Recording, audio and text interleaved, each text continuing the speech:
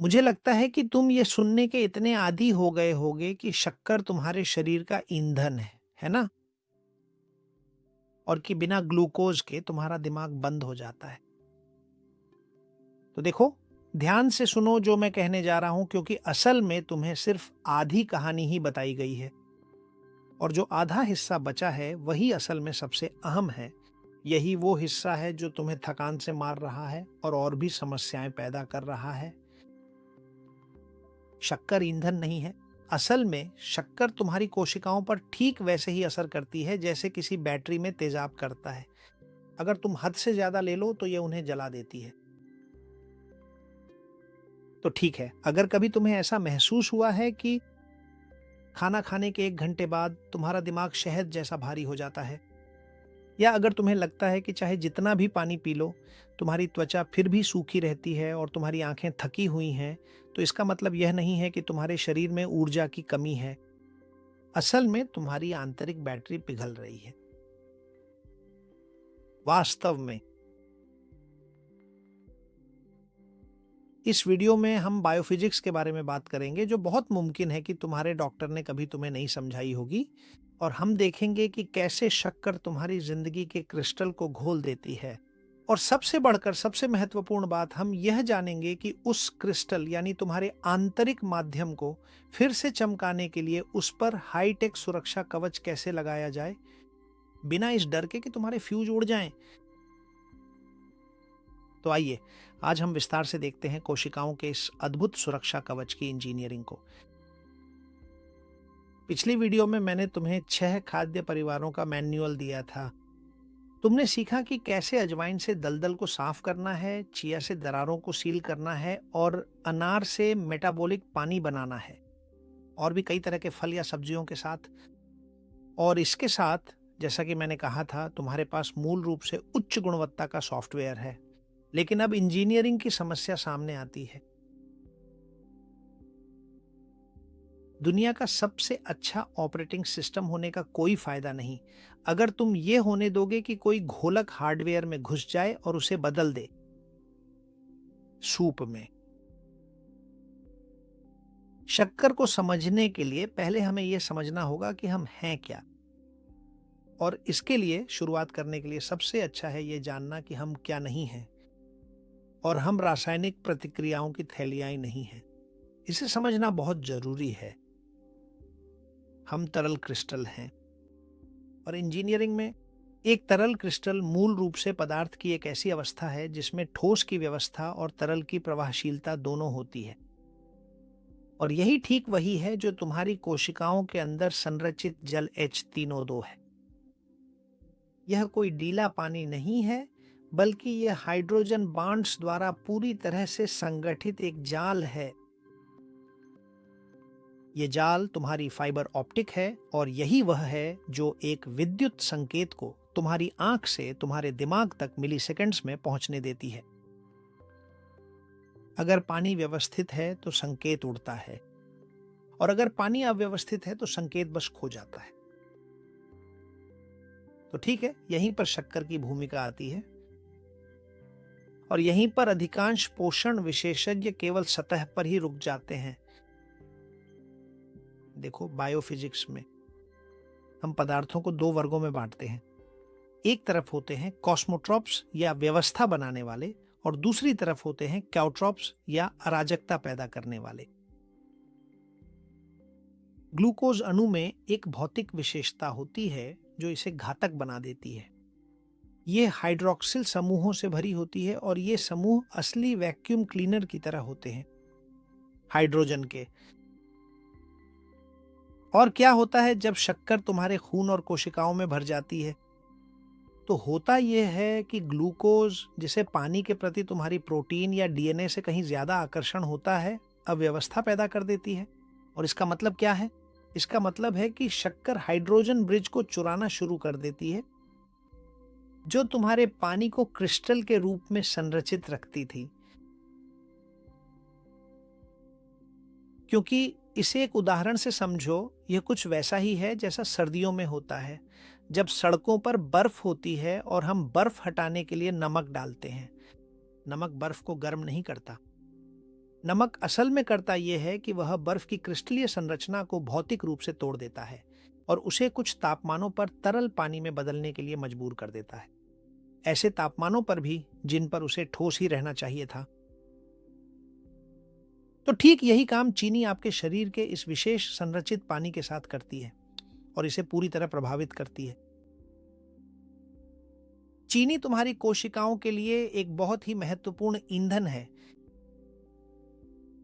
और जब तुम जरूरत से ज्यादा चीनी खाते हो तो तुम ऊर्जा नहीं पा रहे होते।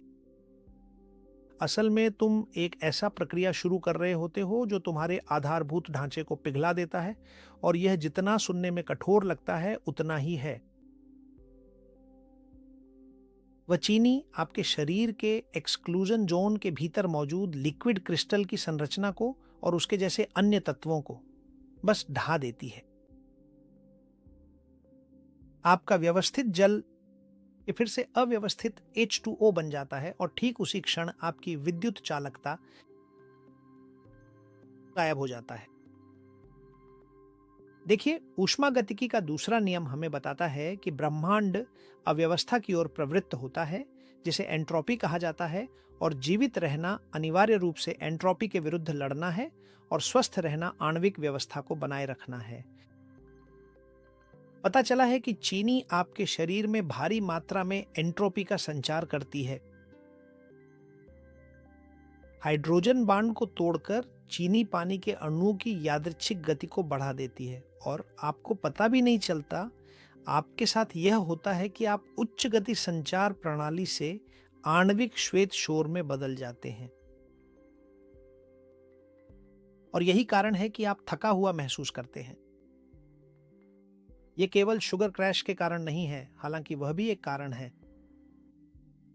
असल में आपकी कोशिकाएं सूचना संचारित करने की क्षमता खो चुकी हैं।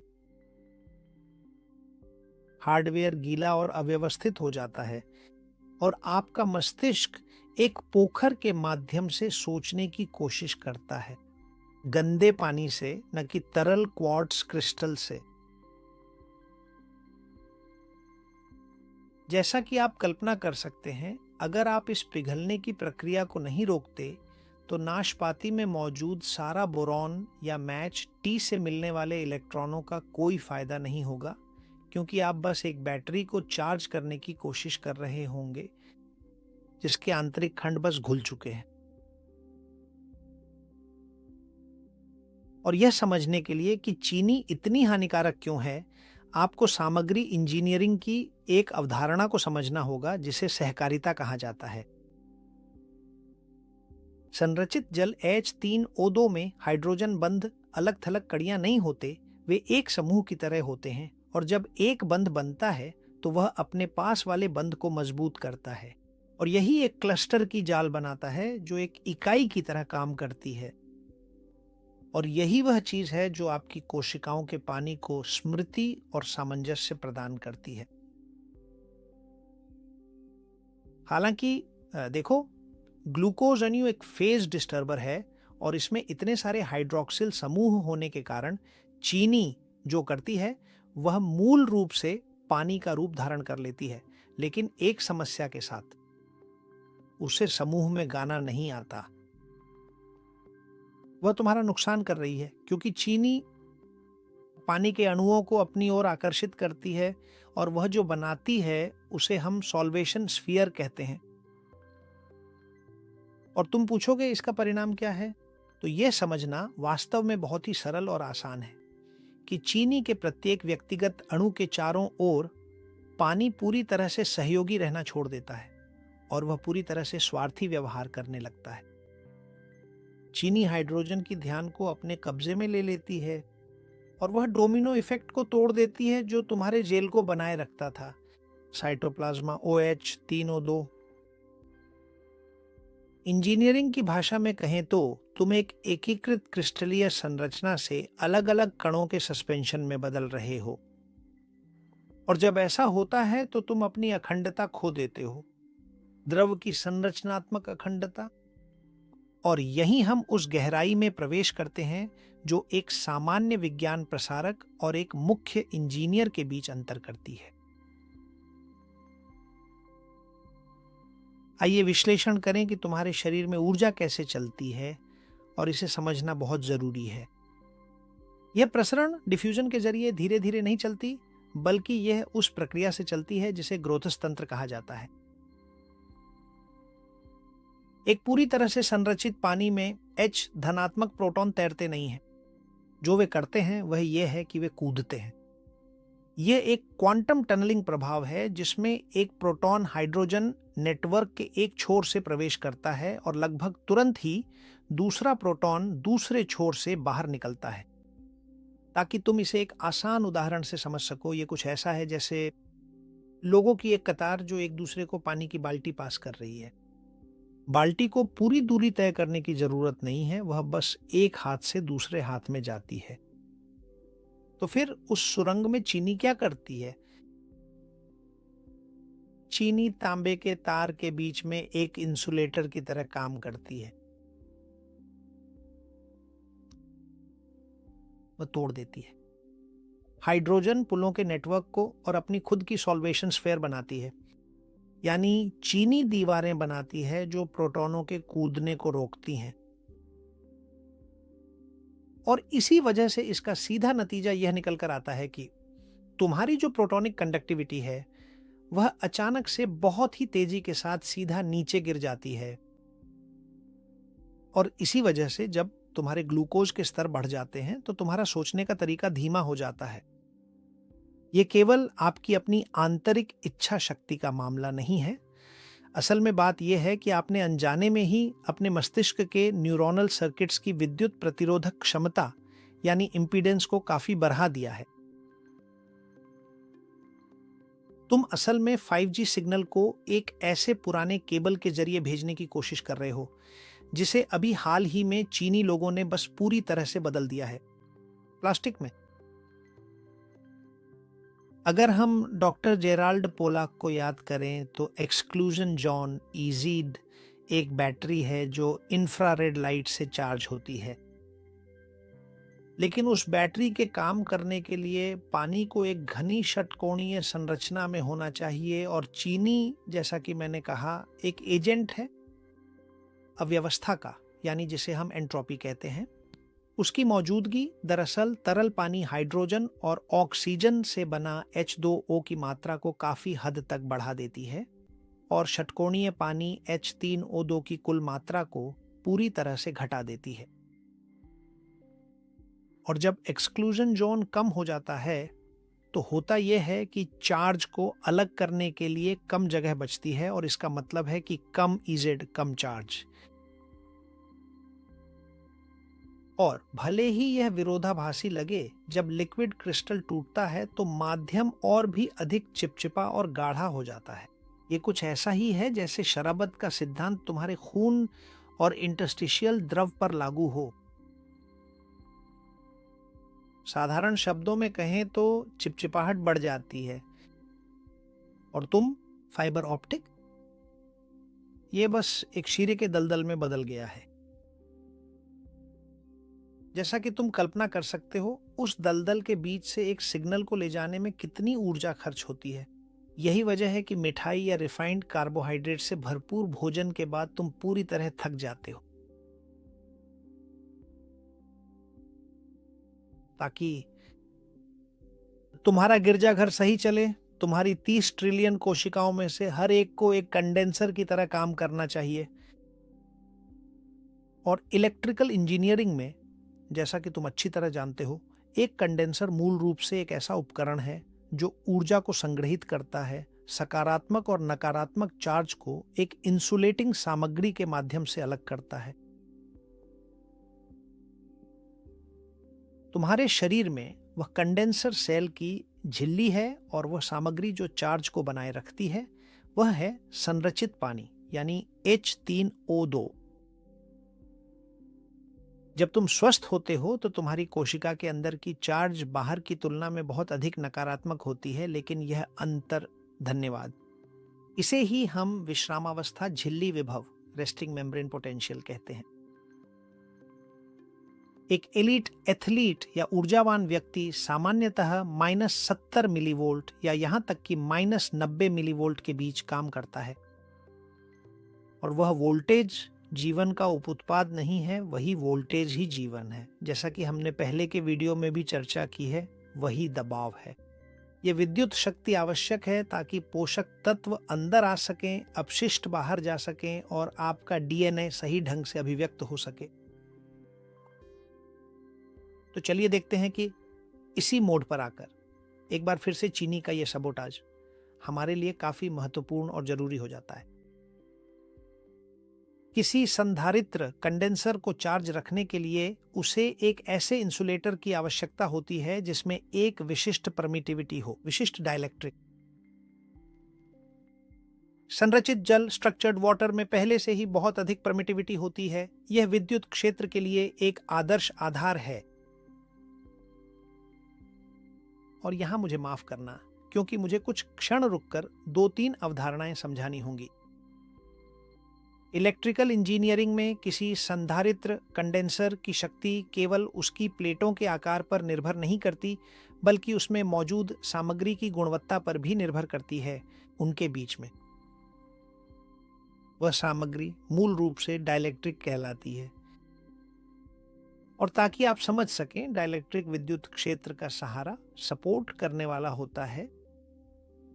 इसका मुख्य कार्य यह है कि यह चार्ज को, सकारात्मक और नकारात्मक चार्ज एक दूसरे के आमने सामने बहुत अधिक वोल्टेज के साथ देख सकते हैं, लेकिन वे कभी भी एक दूसरे को छूते नहीं हैं। अगर वे छू लें तो शॉर्ट सर्किट हो जाएगा और ऊर्जा गर्मी के रूप में नष्ट हो जाएगी। और यहीं पर डाइलेक्ट्रिक परमिटिविटी आती है। ये क्या है, आप पूछेंगे। ये माप है कि कोई सामग्री अपने अंदर विद्युत क्षेत्र को कितनी अनुमति देती है कि वह स्थापित हो सके। जितनी अधिक डाइलेक्ट्रिक परमिटिविटी होती है, उतनी ही अधिक क्षमता कंडेंसर की होती है कि वह एक ही स्थान में चार्ज को संग्रहित कर सके। संरचित जल यानी H3O2, जो नल के पानी H2O से अलग है, वह क्या है? जैसा कि मैंने आपको पहले बताया, नल का पानी एक अव्यवस्थित और अराजक सूप है, जबकि H3O2 एक लिक्विड क्रिस्टल है। यानी ये एक सुपर इंसुलेटर है। और ऐसा इसकी षटकोणीय संरचना के कारण है। संरचित जल की डाइलेक्ट्रिक परमिटिविटी बहुत अधिक होती है। इसका मतलब है कि यह विद्युत क्षेत्र के लिए उच्च निष्ठा वाला समर्थन प्रदान करता है। यही कारण है कि यह सेल झिल्ली को केवल कुछ नैनोमीटर की दूरी में -70 मिलीवोल्ट या उससे अधिक वोल्टेज सहन करने की अनुमति देता है। दूसरे शब्दों में कहें तो, और ताकि आप समझ सकें, यह एक परफेक्ट सपोर्ट है। लेकिन जब शक्कर दृश्य में आती है तो यह एक ऐसे घोलक की तरह काम करती है जो इसे कम कर देता है। धन्यवाद। उस परमिटिविटी को। पानी के कारण इंसुलेटर की संरचना अव्यवस्थित हो जाती है, जिससे वह दोषपूर्ण हो जाता है। इसकी परमिटिविटी भी काफी गिर जाती है और संचित चार्ज धीरे धीरे लीक होने लगता है। यह और भी बुरा है क्योंकि हाइड्रोजन बांड की जाली के बिना, जो चार्ज को अलग रखती है, सकारात्मक प्रोटॉन और नकारात्मक इलेक्ट्रॉन आपस में मिलने लगते हैं। और इसका क्या मतलब है? Short circuit. लेकिन यह कोई साधारण शॉर्ट सर्किट नहीं है, बल्कि यह एक आणविक शॉर्ट सर्किट है। आपकी कोशिका की बैटरी दीवारों से चार्ज खोने लगती है, और ऐसा नहीं है कि आपके पास ईंधन की कमी है, बल्कि टैंक में बस इलेक्ट्रिक छेद हो गए हैं और आपकी ऊर्जा जैविक कार्य के बजाय बेकार गर्मी के रूप में नष्ट हो रही है। जब शरीर में मौजूद शुगर आपके हाइड्रोजन नेटवर्क को गंभीर रूप से नुकसान पहुंचाती है, तो आपके शरीर का वोल्टेज काफी नीचे गिर जाता है। और ठीक इसी बिंदु पर हम उस आंतरिक क्षय के उस स्तर पर पहुंचते हैं जिसे पारंपरिक चिकित्सा पद्धति में शायद ही कभी मापा या जांचा जाता है। देखिए, -70 मिलीवोल्ट से -90 मिलीवोल्ट के बीच आप जैविक संप्रभुता की स्थिति में होते हैं, पूरी तरह से पुनरुत्पादन की अवस्था में, स्पष्ट सोच के साथ और अपने डीएनए की सक्रिय मरम्मत में लगे रहते हैं। -50 मिलीवोल्ट पर आप केवल जीवित रहने की स्थिति में होते हैं। आप क्रॉनिक थकान महसूस करने लगते हैं और शरीर बुनियादी कार्यों को प्राथमिकता देने लगता है और कई बार वह बस दिमाग की बत्ती बंद कर देता है, जिसे आप मानसिक धुंध के रूप में जानते हैं। और -20 मिलीवोल्ट पर आप अधिकतम अव्यवस्था की स्थिति में होते हैं और यही वह वोल्टेज है जो कैंसर कोशिकाओं और मृतप्राय ऊतकों में दर्ज किया गया है। -20 मिलीवोल्ट पर एक कोशिका मूल रूप से अपनी विद्युत दिशा खो देती है और उसे यह पता नहीं रहता कि वह क्या है या उसे क्या करना चाहिए।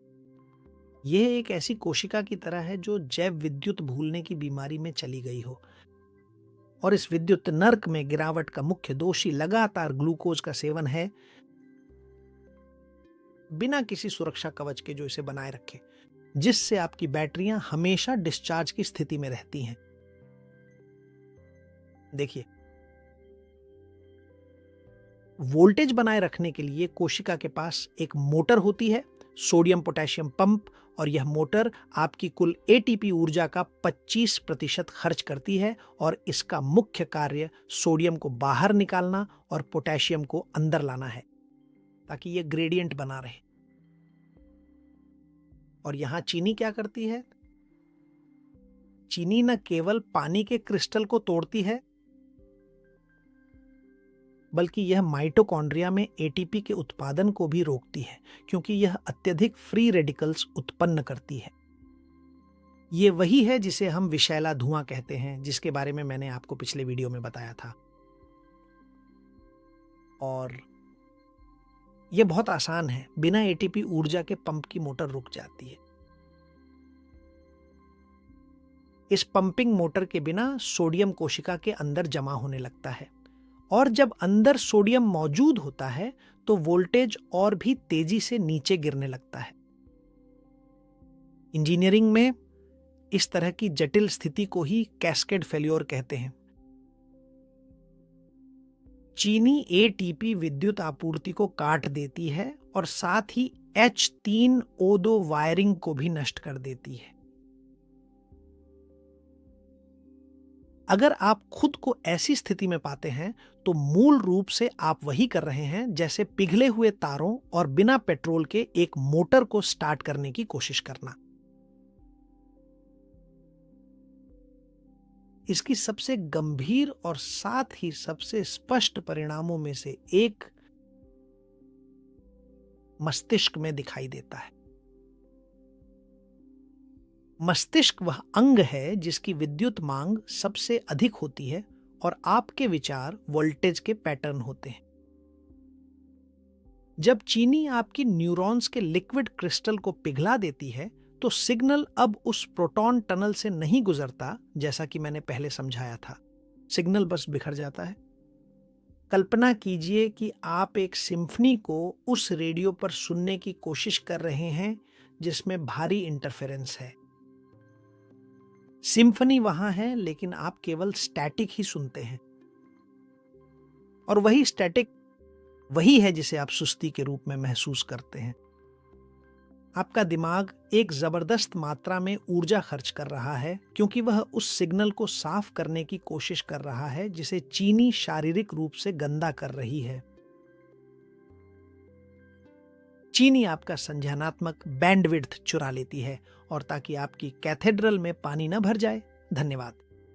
और अपनी विद्युत संरचना को बनाए रखने के लिए मूल रूप से आपको लगातार पानी निकालने वाला एक मोटर चाहिए और वह मोटर है सोडियम पोटेशियम पंप। यह निस्संदेह एक जटिल प्रोटीन है जो कोशिका झिल्ली को पार करता है और इसका एकमात्र उद्देश्य एंट्रोपी से लड़ना है। और वह क्या है? वोल्टेज की लॉजिस्टिक्स। जैसा कि मैंने आपको अन्य वीडियो में भी बताया है, यह सोडियम पोटेशियम मोटर जानबूझकर असमान विनिमय करती है। यह 3 सोडियम आयन को बाहर निकालती है और 2 पोटेशियम आयन को अंदर ले जाती है। चूंकि आप कोशिका के अंदर जितनी सकारात्मक आवेश बाहर निकालते हैं उससे कम अंदर लाते हैं, इसलिए अंदरूनी हिस्सा मूलतः और अधिक नकारात्मक हो जाता है। यह एक बहुत ही सरल गणितीय इंजीनियरिंग प्रक्रिया है। 3 में से 2 घटाएं तो शुद्ध 1 बचता है और यह चक्र हर सेकंड हजारों बार दोहराया जाता है। और इस जबरन बनाए गए असंतुलन की वजह से आप उस ऊर्जा के कुशन को उत्पन्न करते हैं। धन्यवाद। -70 मिलीवोल्ट का, यानी यह मोटर इतनी महत्वपूर्ण है कि यह आपके द्वारा उत्पादित कुल एटीपी ऊर्जा का लगभग 25% उपयोग करती है। और यह सब अभी हो रहा है जब आप यह वीडियो देख रहे हैं।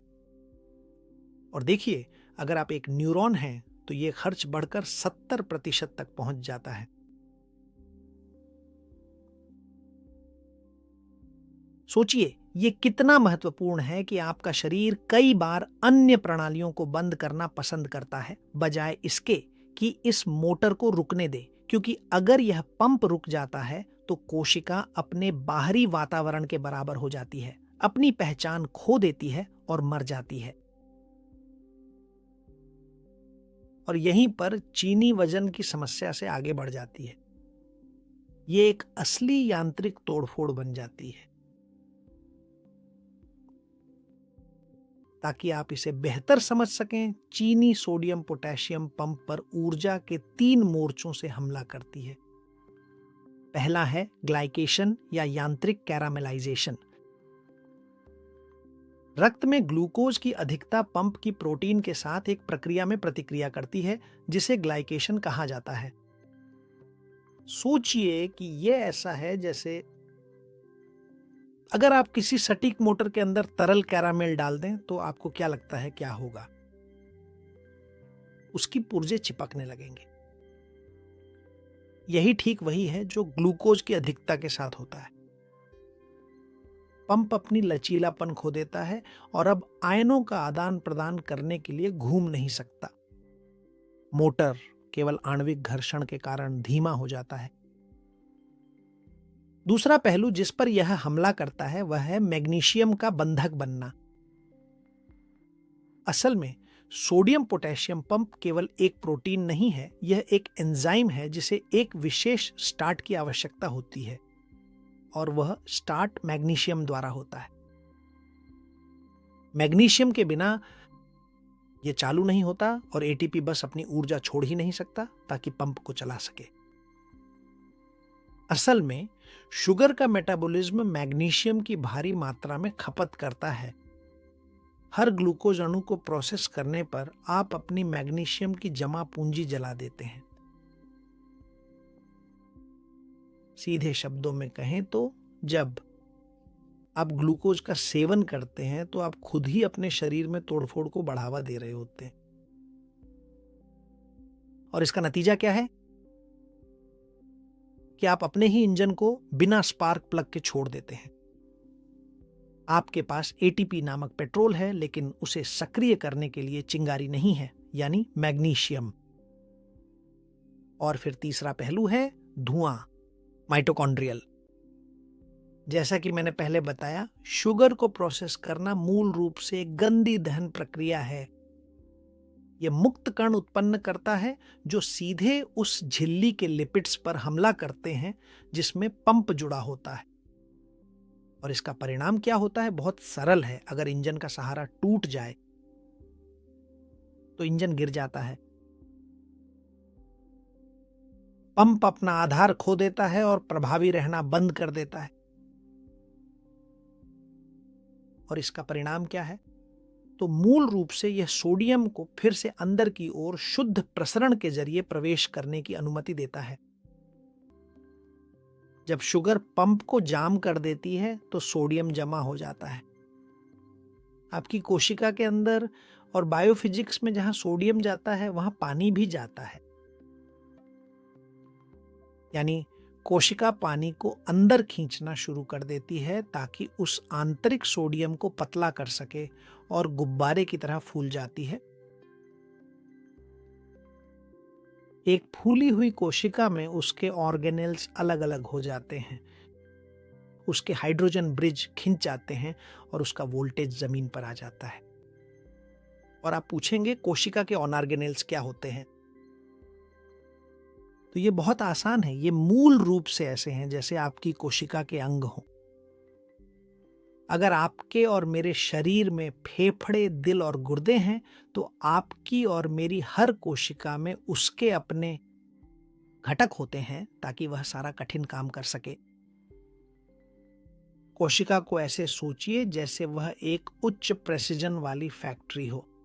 तो ये ऑर्गेनेल्स असल में किसी असेंबली लाइन की अलग अलग व्यक्तिगत मशीनों की तरह काम करते हैं, जहां माइटोकॉन्ड्रिया ऊर्जा देने वाला मुख्य बॉयलर है, न्यूक्लियस पूरे प्लांट का मुख्य ऑफिस है और डीएनए ऑफ राइबोसोम्स आधुनिक 3D प्रिंटर की तरह होते हैं। इसके साथ ही साइटोप्लाज्म, या जिसे हम संरचित जल कहते हैं, वह मूल रूप से इस पूरी फैक्ट्री की जमीन है जहां ये सारी मशीनें मजबूती से जड़ी होती हैं।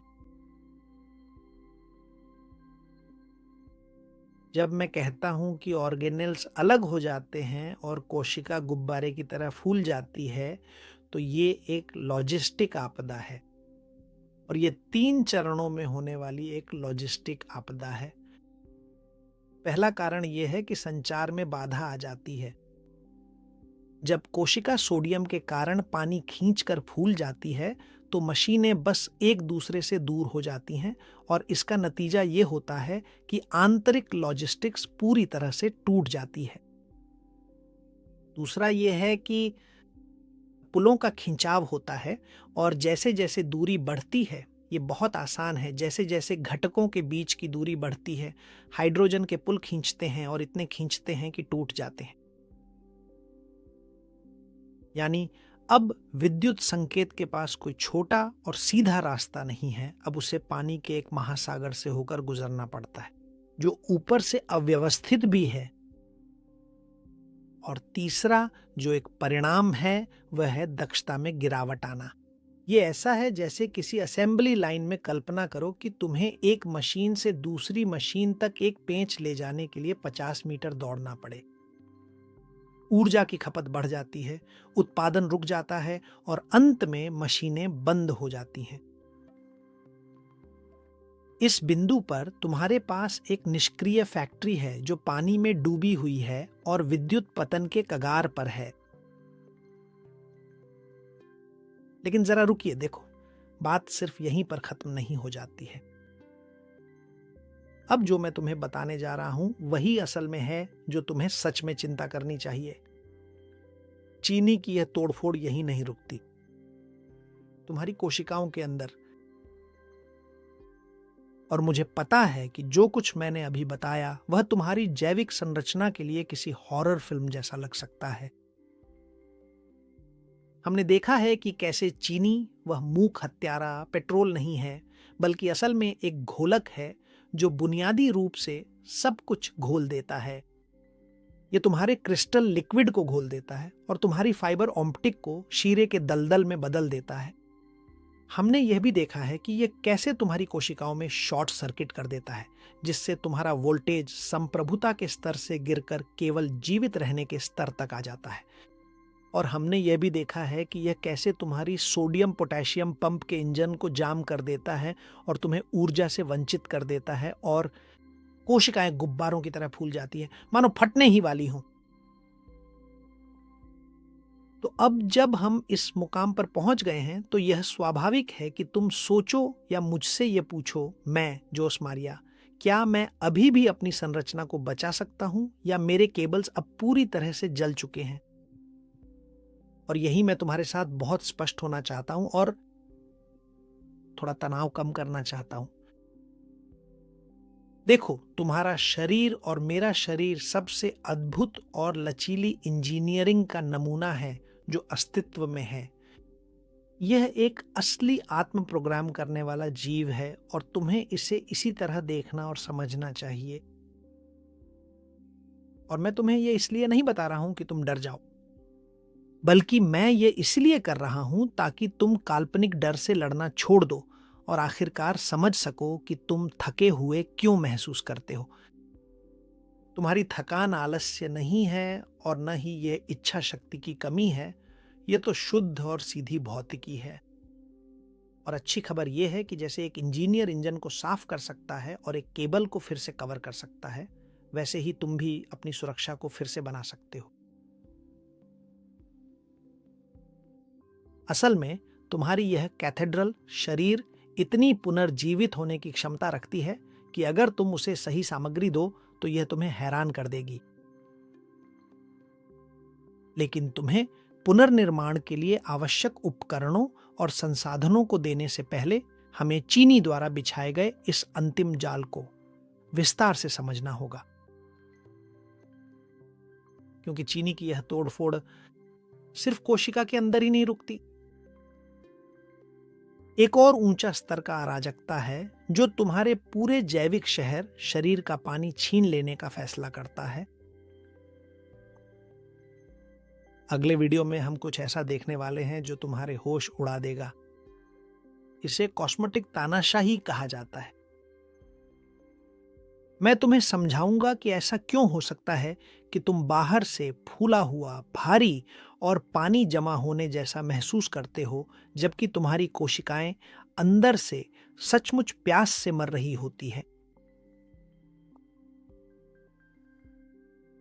यह हमारे शरीर में आधुनिक निर्जलीकरण की सबसे बड़ी विडंबना है।